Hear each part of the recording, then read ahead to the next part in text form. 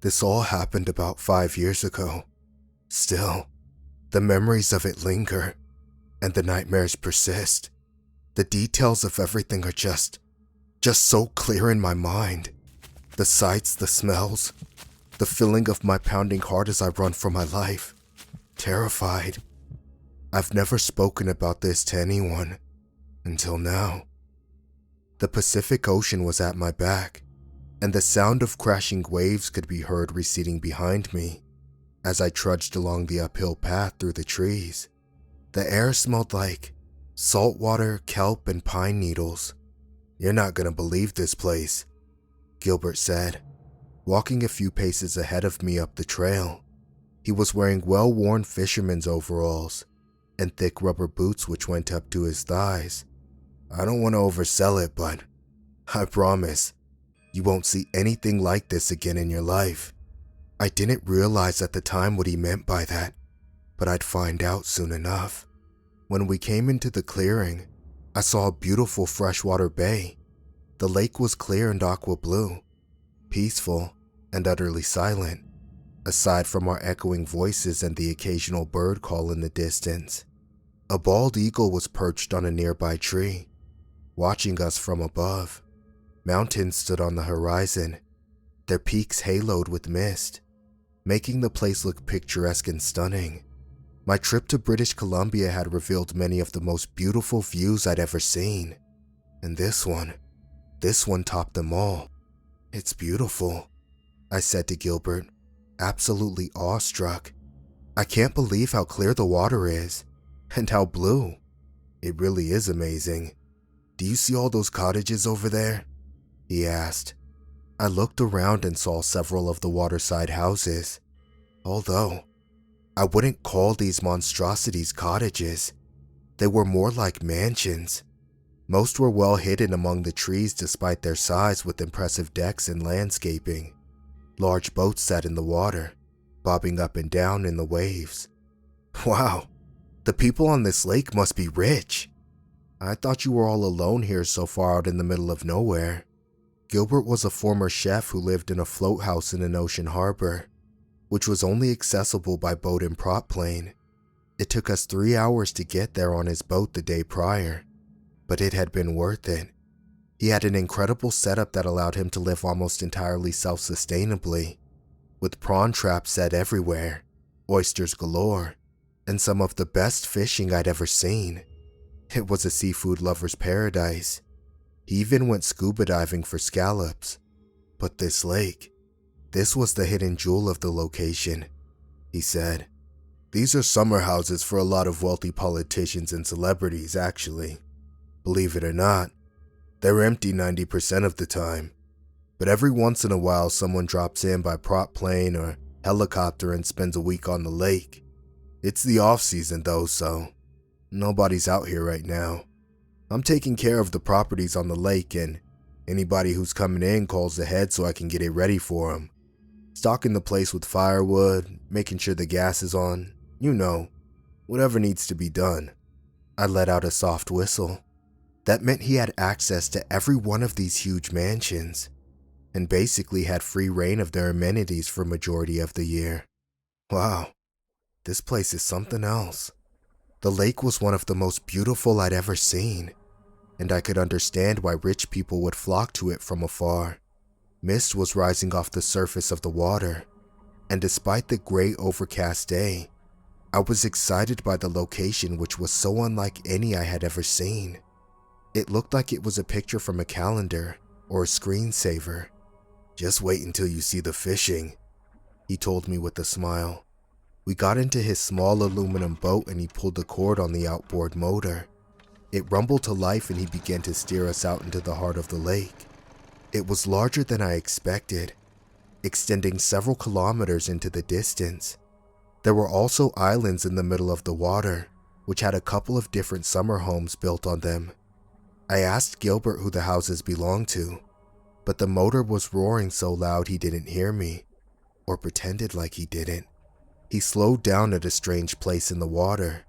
I realized as we were getting closer, there was something off about it. The water was bubbling and moving as if being disturbed from underneath. A stretch of about 50 square yards was all affected in the same way. "See that?" Gilbert asked, pointing at the direction of the water with the strange disturbance. "Yeah, what is it? It looks like the water's boiling. This is what we came out here for," he said, pulling out his fishing rod. "That's what I call a trout feeding frenzy." He handed me a line and I was about to cast it out, but then noticed there was no bait on it. Can I get a worm or something?" I asked. He just shook his head, smiling, and motioned for me to put the line out into the water. There was an immediate hit, and I began to fight with the fish that had been hooked. "Wow, you don't even need bait?" I reeled in one after another until we had more than enough for dinner. He told me it was like this all the time on the lake, the best freshwater fishing location he'd ever seen in his life, and it was full of rainbow trout as well, which made it all the better. "The rich people who come up here used to pay to have the lake stocked with rainbow trout, but nobody really fishes it but me, so they got a bit out of control. There's a multitude of them now. You'd think that fishing without any challenge would get boring pretty fast, but it doesn't. Still, there's only so many you can catch before you get tired and start to feel like there's no possible way you could ever eat so many." Gilbert reassured me, saying he canned whatever excess he caught. We were about to turn back when I looked over at a nearby island. To my surprise, I saw something looking back at me. I reeled in surprise at the strange sight. There was a massive owl head poking up in the trees, staring at me, unmoving. I actually screamed when I saw it, and Gilbert followed my gaze and turned to look at it as well. "What the hell? What is that thing? Is it real?" It was terrifying. Whatever it was, the face was staring at us with a lifelike expression. "It's not moving. Is it a statue?" "How have you never noticed that before?" I asked. "Aren't you out here all the time?" He shook his head. I don't remember ever seeing that before. Whatever it is, it's big. That's gotta be at least 50 feet tall." Gilbert started the engine. "Let's go take a look. Maybe it's an old indigenous statue or something like that." I hesitated, feeling slightly irked for some reason. "Okay, but let's turn around if anything feels off, okay?" Unsure what exactly I was afraid of, we began heading towards the island, the small outboard motor kicking up a cool mist, which splashed my face and wet my hands. My heart started pounding faster in my chest and in my throat as we neared the strange pair of eyes overlooking the top of the tree line. Eventually, it disappeared into the boughs and leaves again, and I was left with the eerie afterimage of it in my mind. Those eyes staring menacingly outward. That face, too large to be real. As we came close to the shoreline, I realized how completely alone I was. Gilbert seemed nice enough, but I barely knew him. I had met him through my cousin who I was visiting, and who I had flown across the country to see. She had arranged for me to stay with him in his float house on a whim, since she was called into work last minute, and he was in town on a supply run. She told me it would be a once-in-a-lifetime experience. Of course, now I was wondering how well she actually knew Gilbert. As it would turn out, not very well at all. Something about this didn't feel right. I was slowly realizing. Something about Gilbert's overall vibe was making me uneasy, as he helped me off the boat just a little too eagerly. There used to be tribes of indigenous people who lived off the land and fished in this region. I bet it's an old totem pole or something like that. This could be a huge discovery. Good eye noticing it. The noise of the engine was gone now, and we were left in complete silence again, as he tried to lead me away from the boat towards what appeared to be a path into the forest. "Hey, can we go back? I'm not feeling well." I lied. "My stomach's upset." "Don't be silly. Come on. It'll just take a minute. It looked like it was just up the hill here." I tried to shake off the feeling of paranoia, and half succeeded.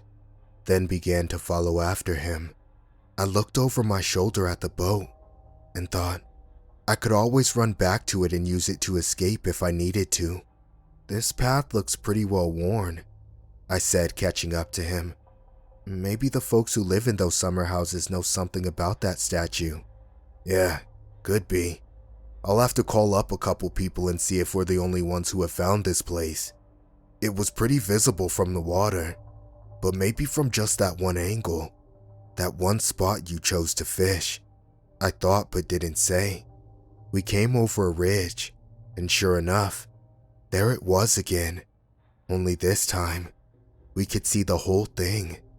Up ahead of us in the clearing was a massive towering statue of an owl.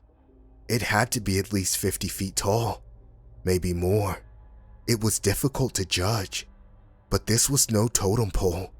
It was as wide as a house at its base, standing imposing and impossibly way out here in the middle of nowhere. At the base of the huge, terrifying owl statue was what appeared to be a die, pulpit, pews, and an altar off the side of the lectern. That's when I noticed there were people watching us from near the statue, their clothing blending in with the bark of the trees. I saw several figures in brown hooded robes, their faces shrouded in darkness. Moving slowly and deliberately, they produced sickle-shaped knives from their deep pockets and began to march towards me. I looked horrified towards Gilbert's face. He was wearing a knowing look, saying that I had been right not to trust him. He didn't appear surprised to see any of this, and he didn't even bother to try to stop me when I ran, screaming. Instead, his head just turned on a slow swivel, watching me go. I turned and bolted back towards the motorboat. My shoes crunched the dry leaves and pine needles beneath my feet. I nearly slipped in a mud puddle as I sprinted as fast as I could, too terrified to look back to see if Gilbert was chasing me. I just assumed he was. But by the time I got back to the boat and ventured to look back, I realized that he wasn't close behind me. However, that didn't mean he wasn't still following me and hiding in the trees. I tried to start the engine and realized why he hadn't bothered to put much effort into stopping me. The outboard motor's pull cord was missing. Without it, there was no way to start the engine. The sly bastard had customized the motor with a clip-on starter cord that he could easily remove without it even being noticed. There were no oars in the boat either, which meant I was stuck.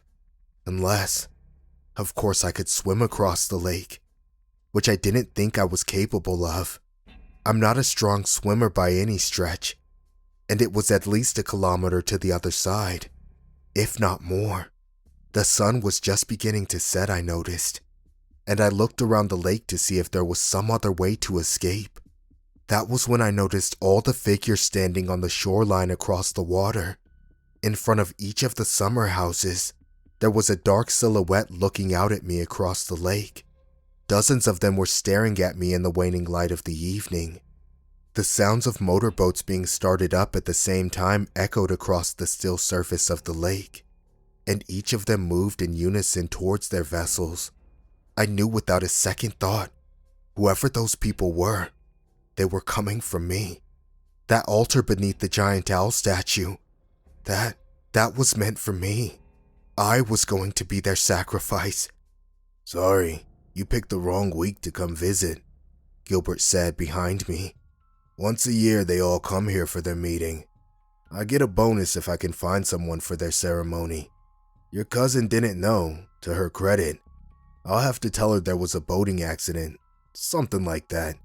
The chubby red-haired man in overalls laughed, his gut bouncing up and down.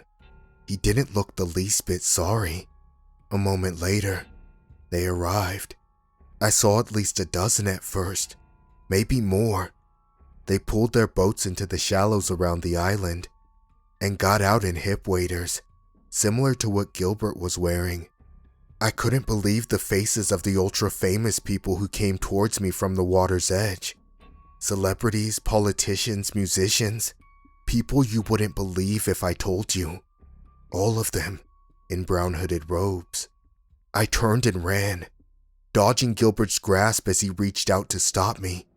"You won't get away," he called after me, cackling. "They're all over this island by now. There's nowhere to run." Ignoring him, I raced down the path through the woods. Stumbling, I landed in a puddle of mud with leaves in it and pulled myself up quickly, continuing back towards the other end of the island, towards more certain death. I didn't know what I hoped to achieve. Gilbert was right. I was doomed. Looking back, I saw the group was not far behind me, running up the steep hill. I hoped maybe I could lose them once I reached the top, by veering off into the trees for cover. That would be my only hope. Darkness was settling on the island, and it was becoming more difficult to see my way as I tripped over roots and ruts in the ground. Finally, I reached the top of the hill and immediately ducked into the trees to the right, hoping to lose them in the twilight darkness of the trees. The sounds of voices coming after me made me run faster than I should have, and I suddenly found myself tumbling over the edge of a precipice I hadn't noticed up ahead. I landed hard, hitting my head on a rock. Instantly, everything went black. I woke up tied to a slab of rock, cold beneath my back. My wrists and ankles were bound tightly, and I couldn't move as someone spoke loudly nearby, sounding as if they were mid-sermon, speaking some dark prayer in a demented church service.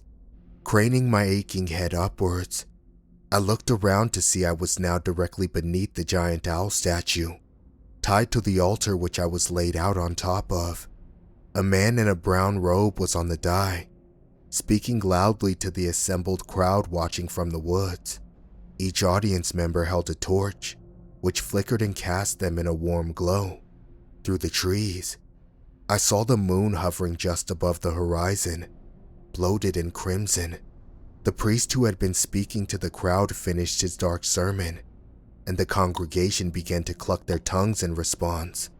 It was the most unsettling thing I had ever heard. There were hundreds of them, all watching me, clucking their tongues inhumanely as they held candles and observed the priest. Sweat was pouring from my brow into my eyes as I darted my gaze around the forest, looking for any possible way to escape. I pulled on the bonds holding me to test them, but they were fastened tightly in place. "Disciples of Moloch, we have gathered here under the blood moon to give a sanguine sacrifice to him. May our offering please him and give us favor in his eyes." The crowd responded, chanting something in reply which was indiscernible since their muttering voices all mingled together. I realized they were ramping up to killing me, and if I was going to escape, it would have to be soon. All eyes were still focused on the priest on the dais, and this would be my only chance to get away. I felt something tugging at the ropes on my wrist and heard a sound coming from behind me. I realized it was the sound of a saw cutting through the bindings. "Stay still. Act like I'm not here," a voice said from behind me. "If they catch me, they'll kill us both." Despite the man's words, I couldn't help but looking back and seeing his face. He was wearing a brown robe like the others. Are you one of them?" I asked. "Why are you helping me?" "I'm not really one of them," he said, finishing the rope on my right hand and moving on to the other. "I'm a reporter. I've been working for years to infiltrate this place and finally did it. I was filming this whole ceremony, but I had to stop to save you. I couldn't just let them kill you." "Thank you," I said, overwhelmed with relief. "Really, I mean it. I'll pay you back for this somehow once we get out of here. If we get out of here," he said, finishing cutting the bond holding my wrist. "Okay, here's the tricky part," the voice said from the shadows behind the altar. "As soon as we start cutting loose the ropes on your legs, they're gonna see us doing it." I realized he was right. From the dark place behind me, he had cut the ropes holding my wrist, but my feet were facing the crowd. Everyone could see him if he ventured to the front of the altar to cut those ropes. So What do we do? An explosion suddenly boomed in the distance, and the orange glow of a fireball bursting into the air caught everyone's attention. We'll need a distraction, he said, moving down to my legs, sticking close to the altar to avoid detection. Like that one. Try to get the rope free from your other leg. Quick! I sat up and started working on the ropes, finding them tied in knots like I had never seen. Luckily, the whole audience and the priest at the front were all still distracted by the giant cloud of smoke rising in the distance. The last thing people like these wanted to be was seen. And even as far from civilization as we were, an explosion like that could attract attention. The priest was shouting at his acolytes to find out who was responsible for the blast. But suddenly, someone noticed us. A voice began to shout from the distance. "Someone is trying to free the sacrifice! A traitor!" Murmuring and cries of outrage rang through the trees. And suddenly, the huge crowd of people were racing down towards us through the trees like an evil mob, torches in hand. The priest turned from his place on the stage and pulled out a long knife from a sheath around his waist. He walked in our direction, just as the ropes gave way and I rolled off the side of the altar. "Run!" shouted the man who cut me loose. He bolted off through the trees and I followed after him. We ran through the trees toward the shoreline where a boat was waiting, already running. Another figure could be seen moving along the shore towards the boat, and I realized they looked familiar. As we got closer, I saw it was my cousin. It was her who had set off the explosion. "Grace, what the hell are you doing here? There's no time. Get in the boat." We all jumped in, and she steered the boat off towards the other end of the lake. I was surprised to see nobody following after us, and we managed to get to the ocean before anyone found us. It turned out Grace had sabotaged the expensive boats which would have easily outrun us, as well as having blown up one of the larger vessels with a homemade bomb. "What the hell was that?" I asked my cousin after we were safely away from the ceremony. "How could you leave me there with that maniac?" It turned out Gilbert and the cult who tried to kill me weren't the only monsters that day. My own cousin set me up just for a story. She knew what was happening on the lake, and used me as bait to see if they would really go through with killing a human sacrifice.